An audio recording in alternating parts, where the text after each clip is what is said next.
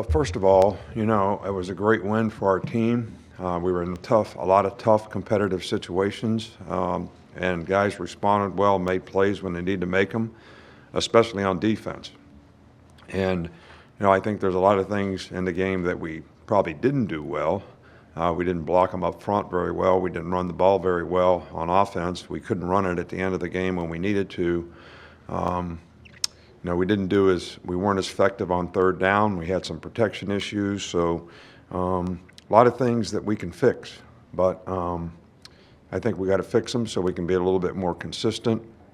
I think defensively, guys came up with a lot of big plays, got stops when they needed to get stops. And, I know that sometimes, we have an expectation that we're going to win easy, but sometimes it's not so easy.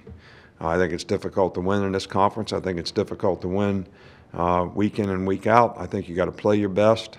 We probably didn't play our best in some areas of the team. And we got to get more consistency in how we play. So,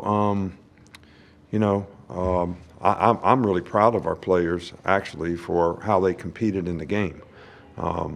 Man, there was no way that, we were going to let them score at the end. And I think the defensive players really stepped up, and that was great competitive character. Anyway, it's always good to beat LSU. I knew this was going to be a tough game. I knew they would play their best game of the year against us, and they deserve a lot of credit. They had a good plan. They changed some things up, and their guys really competed well and played hard in the game. So, but I can't tell you how proud I am of the way our guys competed in the game to be able to win. We'll start with Mike Rodak right here, Coach. You spoke a little bit during the week about the capability gap. Just how big was that gap, not only in this game, but also in for the season as a whole to this point? Well, I think it's probably in different parts of the team. It has been very good at times, and in other parts of the team, not so good at times. And it's different parts of the team that, like we gave up 3 plays against Tennessee for 167 yards in the secondary on, mental errors and missed execution. We scored a lot of points in that game. Tonight we didn't block very well up front. We didn't get done what we needed to get done to be able to have consistency on offense. But if you look at it, through the course of the season, our offense has been really productive, moved the ball well, and scored a lot of points. So I don't think it's something that you can just say the gap is like this for the whole team. It's like this because of inconsistencies. And we need to fix those consistencies if we're going to be the kind of team that we want to be. But the focus is going to be on trying to get our players to play better, be positive with them and how we teach them so that they can get better. And their attitude needs to be really good so that they can be accountable and challenge each other to be accountable. And I think that'll be the best method that we can to try to improve in the future. Far side, Katie. Coach, you talked about this a little bit in your opening statement, but what kind of fight did you see out of the defense, especially late in the second half there? What kind of fight? Oh, that's what I was talking about, the competitive character they showed, the way they played, the stops they got, the 4th and 8, where we thought we had a turnover, we didn't get a turnover, we had to go back out on the field. And then, at the end of the game when they got the ball back with a minute to go to, play things the way we needed to play them so they couldn't, get a score. We had 2 bad snaps today, one on field goal, one on an extra point. I mean, there was lots of places on the team where, we weren't quite up to snuff. But defensively, the way they competed in the game, the way they played in the game, I think was really, really good. The one drive where they converted 2 4th downs, where they got to 14 points, that was probably not our best, but the rest of the game I thought was really pretty good. We'll go to Aaron Suttles on Zoom. From your vantage point, how disruptive was Will Anderson and Dallas Turner tonight? those guys did a great job. I mean, we affected the quarterback. That's always something that you want to be able to do in a game.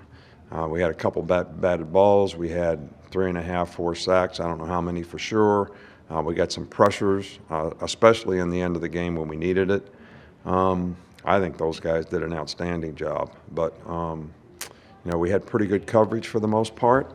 We had a couple long yardage situations, 2nd and 15, 2nd and long another time, and we gave up a big play on 2nd down, which got them back to manageable 3rd down, which, those are areas where you got to get off the field. But all in all, can't complain. We won, and we stopped them when we needed to. We'll go to Nick Kelly. There were a couple guys who left the game with some injuries, like Dalcourt and Jalen Elmore Davis. Do you have an update on their status at all? I hadn't talked to Doc yet, but I know Dalcourt just had a sprained his ankle. I don't know how serious it is or how bad it is. Jalen Elmore Davis got hit in the ribs. X-rays are negative. So hopefully he'll recover quickly. But other than that, not a lot to report. We'll go to one more on Zoom here with Michael Casagrande. Yeah, excuse me. When you see you had 6 rushing yards on 26 attempts tonight, what goes to your mind?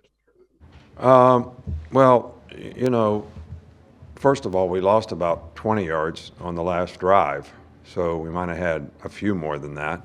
But I've already spoken to the point that we weren't able to run the ball. We didn't block them effectively up front.